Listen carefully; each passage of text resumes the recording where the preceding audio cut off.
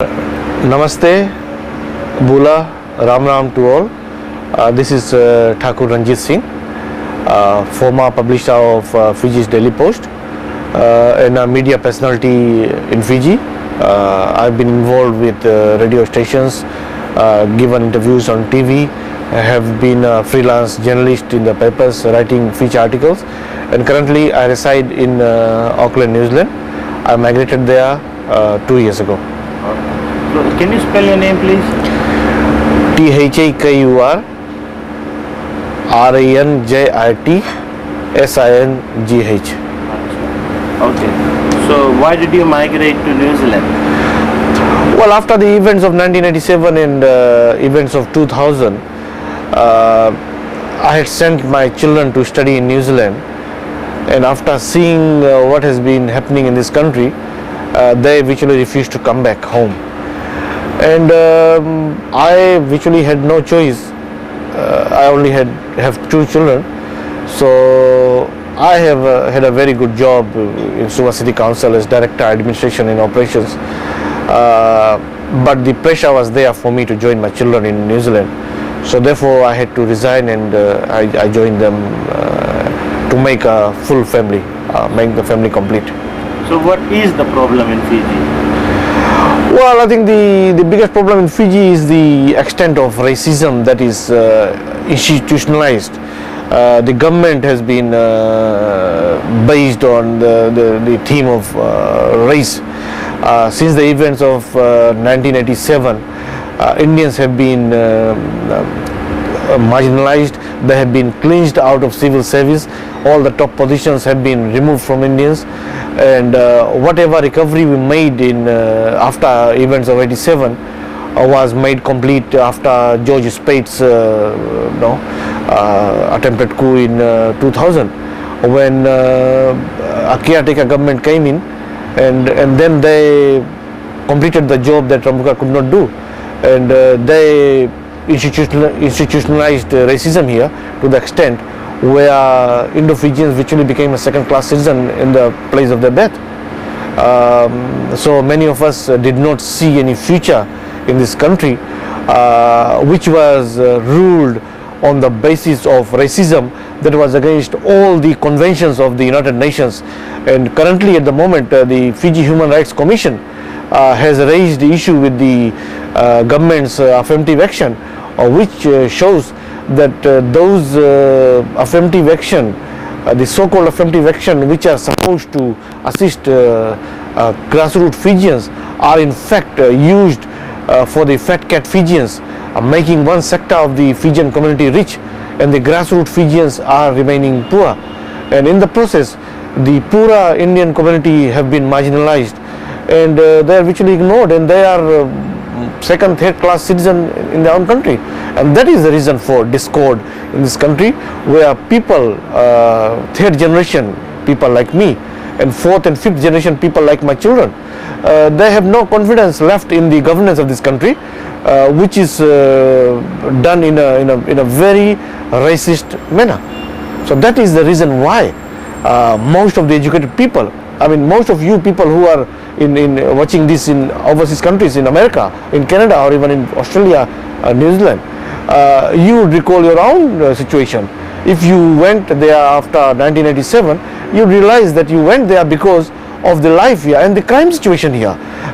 It would appear that the Indo-Fijians had become the punching bags of these Fijian thugs who invade our privacy, our homes, and the police department, the law and order situation does not seem to be up to the par. So that is one of the reasons, among others, why people are, Indo-Fijians especially, are leaving this country. Why do you think Indo-Fijians were brought to this country?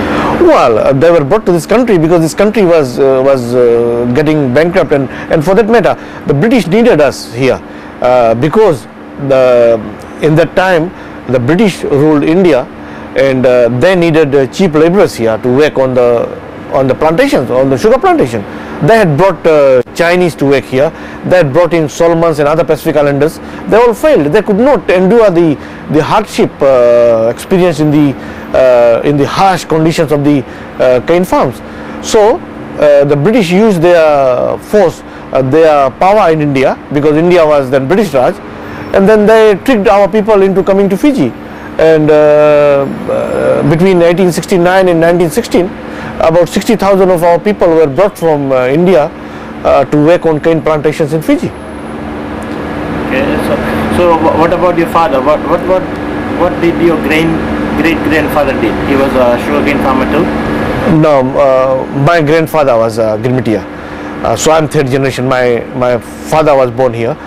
My grandfather was from Karauli in Rajasthan in India, where I went some 3 years ago to trace my roots. So he came to Fiji in 1915, and after his 5-year indenture in Ba, he settled down there. So we are the product of him. So why did you choose to get educated instead of working on a sugarcane farm? Well, the Girmitiyas saw their liberation in education. It is for that reason you will see in all the villages, these people, the Girmitiyas, while they themselves were uneducated, they took a pledge that they would not let their forebears, their children, suffer the same hardship or indignity that they suffered.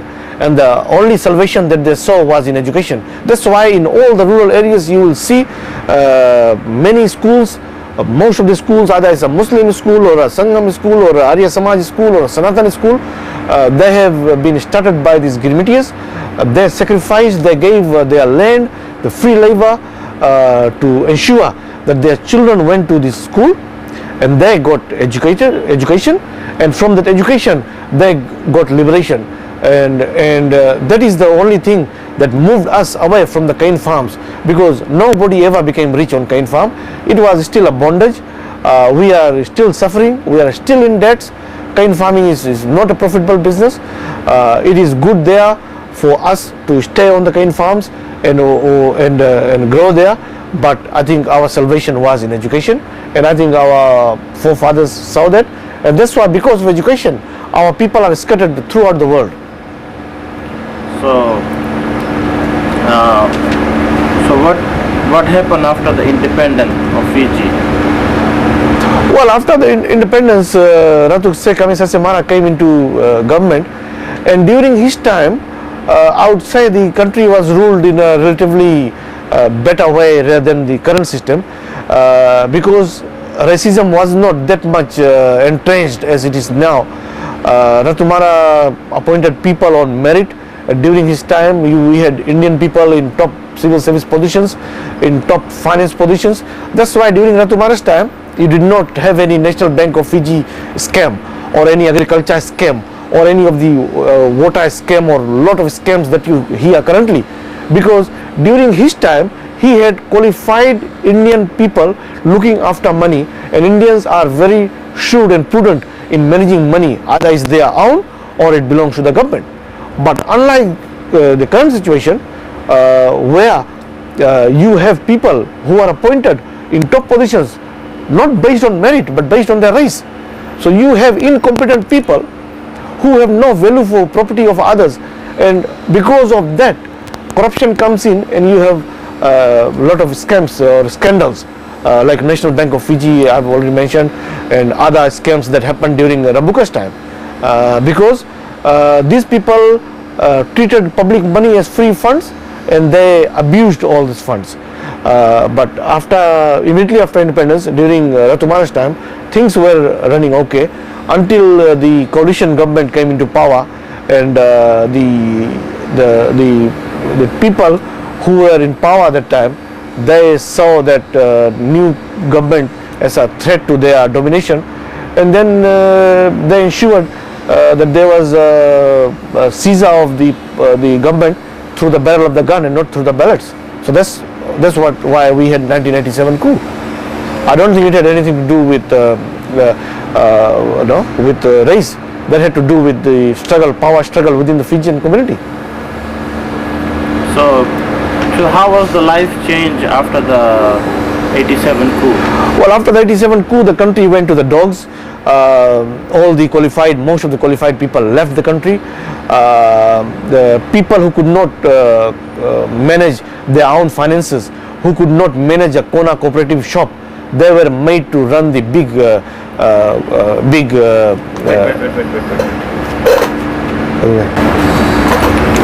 Okay. So what happened after the coup? After the coup, the Indian community were marginalized.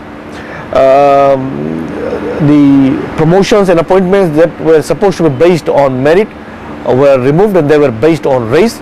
So if you are a Fijian, you were seen as better than an Indian. And people who could not manage their own personal finances, whose checks were bouncing left, right and center, people who could not run a Kona cooperative shop, people who could not organize a cup of tea, they were made to run this institution that we call government.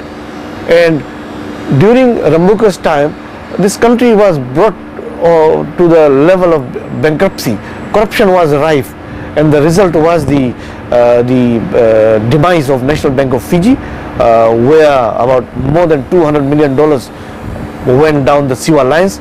People took the money, they never paid back. There were a lot of scams. The country was virtually down to its knees, and because of that, most of the people went overseas.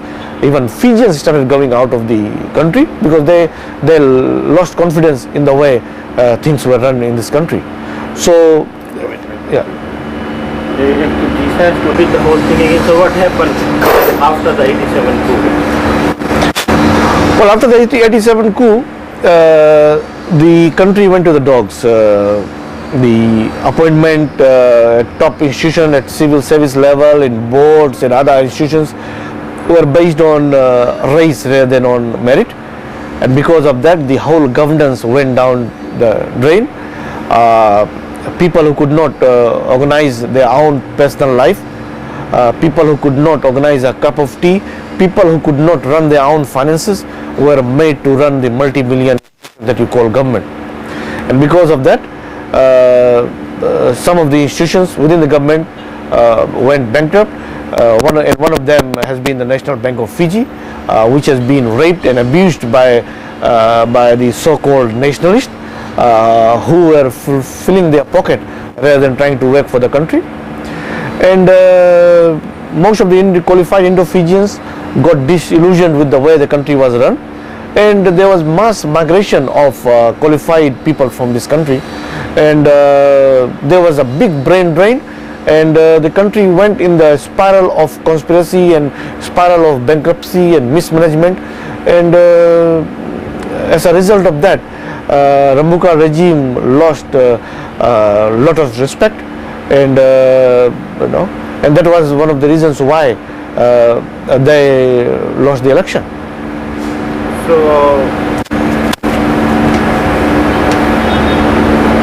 So how is the lifestyle different? Indians' lifestyle and Fijians' lifestyle, how do they differ from each other? Well, generally I think in the last 120 years, the Indians and Fijians, in the last 120 or so years, the Indo-Fijians and the native Fijians have coexisted in this country side by side. There has been little interaction in as far as the intermarriages and other things are concerned, but especially most on the western side, people are close to each other. Some of them they talk each other's languages, but because Fijian and Hindi were not compulsory in schools, it is unfortunate that we cannot talk each other's language.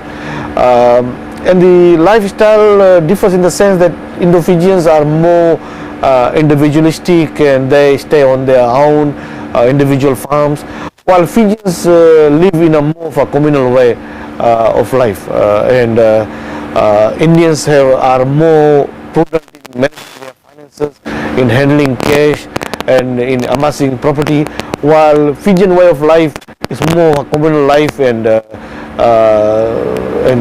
they live more for their whole community rather than for an individual. So how was the different standard of living between Indians and Fijians? Well, I mean, like I mentioned that because Indo-Fijians were more individualistic, they could manage their funds properly. They could make saving, and that's why you see on cane farms, farmers have built good houses. Their children got educated. They got cars, tractors, trucks, and all the good things in life.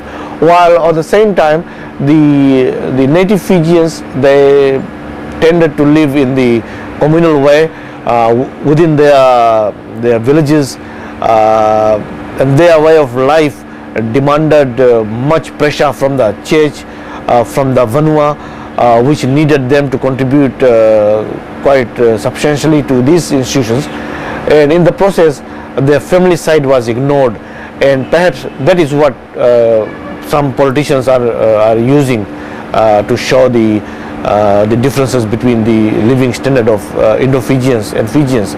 But currently, if you compare, I think there are more Indo-Fijians who are living below poverty line than native Fijians, because at least Fijians have their land, they own the sea, other natural resources, while Indo-Fijians are virtually landless community.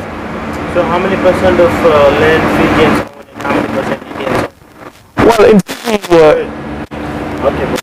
in Fiji, 83% of land has been native land, and in Fiji, 83% of land is native land, and with the transfer of Schedule A and Schedule B land, now I think Fijians own around 90% of the land. The other 10% is either freehold land or land that is owned by the crown. Line तो फिर से repeat करके बताओ और इसमें समुंदर के बारे में जोड़ो, उसमें